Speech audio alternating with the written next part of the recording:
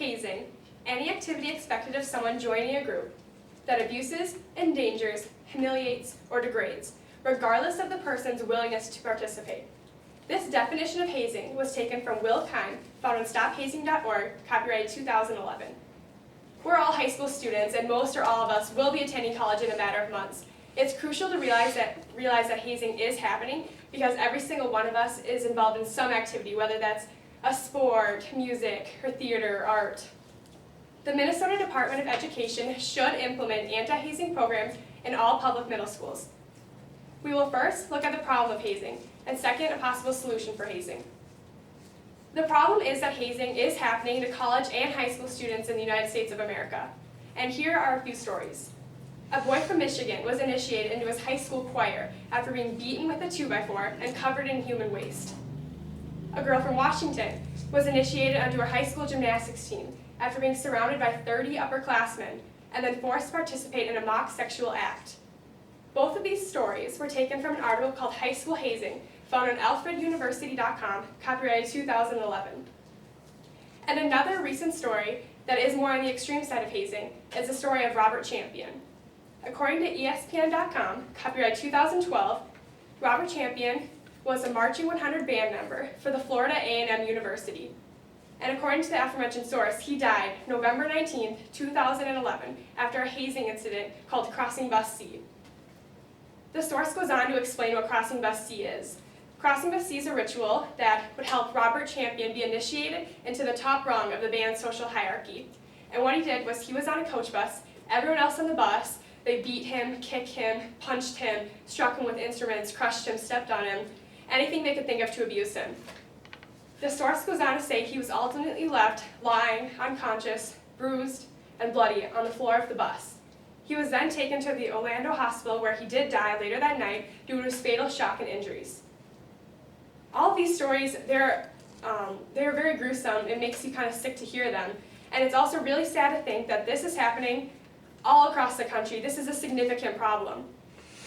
According to hazingprevention.org, copyright 2011, it's estimated that over 2 million college and high school students are hazed every single year. 2 million. And to break that number down a bit, the aforementioned source goes on to say that 800,000 high school athletes are hazed into their sports teams every single year. A lot of us are involved in sports. Could you imagine having to go through any of the scenarios that one of the 3 stories I mentioned had to go through? And another number as well, according to hazingprevention.org, is 290,000. That's the estimate of the high schoolers that are initiated or hazed into a theater, art, or music club as well. And on a college note, 76%, or three-fourths, of people are initiated into their sorority or fraternity. And these are huge numbers. It's happening all across the country. This is not a localized group, a localized area. It's significant across the United States. And there are a lot of harms associated with hazing as well. According to stepupprogram.org, copyrighted 2012, there are a great deal of physical and mental harms. So first off, the physical harms. You can imagine if you're beat with a 2x4, if you're kicked and punched until you're unconscious, you're going to receive physical injuries such as broken bones, bruises, deformities, not to mention having to go to the hospital for being sick from your hazing ritual having to do with alcohol and drinking until you get sick. Another harm, again according to Step Up Program, is the mental harms.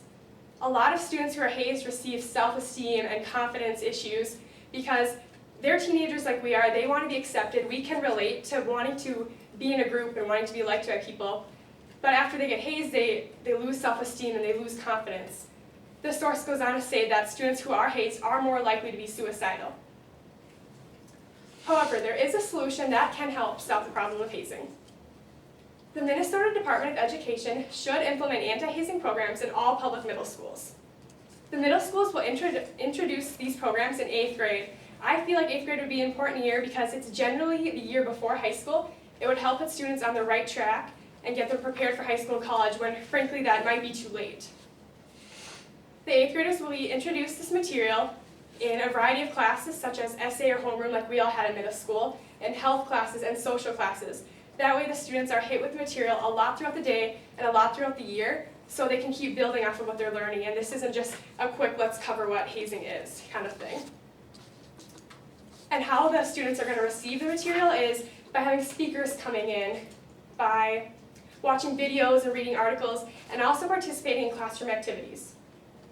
And this solution is completely practical. It's practical for one thing because there are already a lot of willing organizations which would be able to help educate the students, such as sites that I've even mentioned, such as hazingprevention.org and stophazing.org. They already exist and they are willing to help. It's also practical because we're not starting from scratch. The research, the studies, the facts, they have been done. They have had literature presentations made. So what we need to do is distribute that to these middle schools. And this solution would have a lot of benefits as well. One group it would definitely benefit are the students themselves by being in a safer environment. Maybe they would not be afraid to travel to the lacrosse team, and maybe they wouldn't worry about what other teammates are going to supposedly do to them. Another benefit would be the teachers and coaches. They would benefit by having a common set of expectations for all the students. And lastly, another benefit is to the parents themselves because they would be able to benefit by having their student be in a safer learning environment. Hazing is a problem in the United States, and anti-hazing programs can be easily implemented and benefited from. The Minnesota Department of Education should implement anti-hazing programs in all public middle schools. And to end with a quote from Will Keim found on stophazing.org, "If you have to ask if it's hazing, it is. If you haze, you have low self-esteem. Failure to stop hazing will result in death."